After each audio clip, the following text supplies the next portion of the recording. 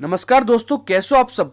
तो आज हम लोग बात करने वाले हैं फार्म बिल्स 2020 के बारे में, जो अभी कुछ ही समय पहले सरकार ने यानी इंडियन गवर्नमेंट ने किसानों के लिए जारी किया है, ताकि इतने सालों से जो उन्हें परेशानी हो रही है उसमें कुछ राहत मिल सके। लेकिन उल्टा फार्मर्स इस पॉलिसी का विरोध करने लग रहे हैं। वो एक कहावत है ना कि हर सिक्के के दो पहलू होते हैं। अगर कोई चीज़ शुरुआत में अच्छी लग रही है तो हो सकता है वो आगे चलकर नुकसानदायक साबित हो या फिर फायदा भी दे सकती है। इसके लिए हर उस इंसान का समझना जरूरी है जिसके लिए वो रूल्स बनाए जा रहे हैं कि आखिर वो है क्या चीज। बहुत से लोगों को ये पता ही नहीं है कि वो किस चीज के लिए प्रोटेस्ट कर रहे हैं। इसलिए यहाँ आज मैं किसी की भी साइड नहीं लेते हुए फार्म बिल्स 2020 का सिर्फ मतलब समझाऊंगा कि आखिर ये बिल्स है क्या चीज। तो दोस्तों वीडियो में पूरी एंड तक बने रहना। हेलो दोस्तों, मेरा नाम है शोभित गोस्वामी और आप देख रहे हैं मिस्टीरियस यूनिवर्स चैनल। जल्दी किस बात की है यार, बिल्स को समझने से पहले आइए कुछ एग्रीकल्चर के बारे में पहले फैक्ट्स जान लेते हैं। क्या आपको पता है 2018 तक इंडियन एग्रीकल्चर ने 50% से भी ज्यादा लोगों को एम्प्लॉयमेंट दी थी और देश की जीडीपी में 17 से 18% तक का कंट्रीब्यूशन है। तो क्या आपको ये बात पता है इंडिया दुनिया का number 1 milk producer, number 2 vegetable and fruit producer, number 3 fish producer और नंबर 4 एग प्रोड्यूसर है। ये बात बड़ी दिलचस्प है कि पूरी दुनिया में 40% लोग सिर्फ एग्रीकल्चर फील्ड में ही है।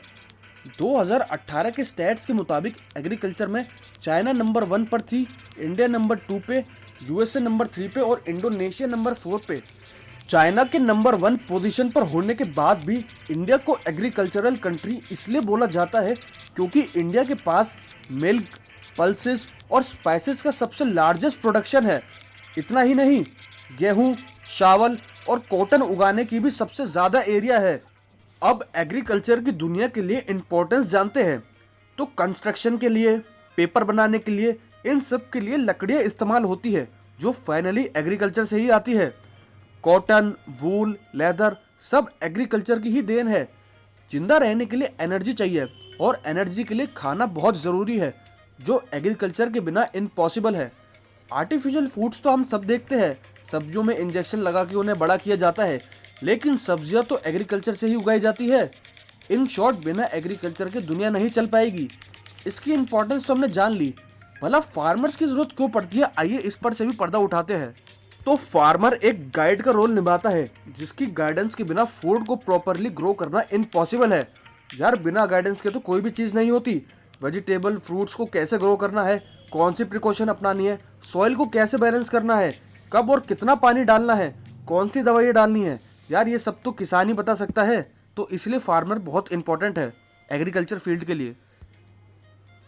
क्या आपको पता है इस दुनिया में ऐसे भी देश है जहां एग्रीकल्चरल लैंड ना के बराबर है, मतलब वहां पर खेती बाड़ी बिल्कुल भी नहीं होती है। जैसे ग्रीनलैंड में सिर्फ 0.5% एरिया एग्रीकल्चरल के लिए है, सिंगापुर में सिर्फ 0.9% और बहामास में 1%। मतलब इतना ही एरिया इन देशों में है एग्रीकल्चर के लिए। वहीं सबसे ज्यादा एग्रीकल्चर लैंड की बात करें तो इंडिया में 60.45%, यूएसए में 44.37% और इंडोनेशिया में 31.46% एरिया है। फार्म बिल को समझने से पहले आपको ये बताता हूँ कि किसान अपनी फसलों को अभी कैसे बेचता है। तो उनके पास 3 तरीके होते हैं फसलों को बेचने के। पहला होता है डायरेक्ट लोकल मार्केट में बेच देना, यानी लोकल मार्केट लगभग हर जगह मौजूद होती है। किसान अपने आसपास की लोकल मार्केट में जाकर वह अपने प्रोड्यूस को बेच सकता है, बार्गेनिंग भी कर सकता है। लेकिन अगर उसे वो दाम वहाँ पे सही नहीं मिल रहा तो दूसरा रास्ता आता है सरकारी मंडी, यानी एग्रीकल्चर प्रोड्यूस मार्केट सिस्टम, जिसे एपीएमसी के नाम से भी बुलाया जाता है। वहाँ पर फसलों की क्वालिटी टेस्ट किया जाता है, जिसे पास करते ही प्रोड्यूस को बेच दिया जाता है। लेकिन अगर यहाँ पर भी बात नहीं बनती तो फिर तीसरा रास्ता आता है मिनिमम सपोर्ट प्राइस, यानी एमएसपी। इस सिस्टम में फार्मर डायरेक्टली फसलों को सरकार को बेच देता है। अगर उसकी क्वालिटी सही निकलती है तो गवर्नमेंट उसे मिनिमम प्राइस में खरीद लेती है। चलिए अब समझ लेते हैं फार्म बिल्स 2020 को। तो सरकार द्वारा 3 फार्म बिल्स पास किए गए हैं। पहला farmers produce trade and commerce bill 2020। Current market system में मैंने आपको दूसरा पॉइंट बताया था, एपीएमसी यानी सरकारी मंडी। इस प्रोसेस में फार्मर्स डायरेक्टली होलसेलर्स या रिटेलर्स को अपना सामान नहीं बेच सकते, सिर्फ लाइसेंस ट्रेडर को बेच सकते हैं, जो बाद में जाकर उन्हीं रिटेलर्स और होलसेलर्स को बेचता है। लेकिन ये जो लाइसेंस ट्रेडर होता है वो फार्मर्स और होलसेलर्स के बीच में एक बिचौलिए का काम करता है। ये उनकी फसल आधे दाम में लेकर होलसेलर्स को दुगने दाम में बेच सकता है। तो इस बिल के अकॉर्डिंग एक प्राइवेट मार्केट सेटअप करने की छूट दे दी जाएगी, जिसमें सरकार की कोई दखलंदाजी नहीं होगी। इसमें सीधा किसान अपनी फसलों को होलसेलर्स को या रिटेलर्स को बेच सकता है, कोई बिचौलिया नहीं होगा। और कोई बिचौलिया ना होने की वजह से फार्मर्स को उनके प्रोड्यूस का अच्छा खासा दाम मिल जाएगा। अब दूसरा आता है farmers agreement of price assurance and farm services bill 2020। तो इस बिल में फार्मर्स इंस्टीट्यूशनल बायर को डायरेक्ट अपनी क्रॉप बेच सकता है और एक एग्रीमेंट साइन करना पड़ेगा, जिसमें लिखा रहेगा कि अगर क्रॉप उगने से तकरीबन 6-7 महीने पहले ही क्रॉप का रेट डिसाइड हो जाएगा दोनों पार्टीज की सहमति से। इसका एडवांटेज ये है कि अगर एग्रीमेंट के वक्त जो क्रॉप का रेट डिसाइड हुआ है और 6-7 महीने बाद जब उसको देने की बारी आई, तब अगर by chance market rate crop का बहुत कम चला गया, डाउन हो गया, तो उस समय जो एग्रीमेंट में प्राइस डिसाइड हुआ था उसके आसपास ही उसको जो फार्मर को अपने क्रॉप का प्राइस मिलेगा। तो ये पर्सनली मुझे बहुत अच्छा लगा, क्योंकि यार ऐसी धोखा किसानों के साथ कई बार हो जाता है।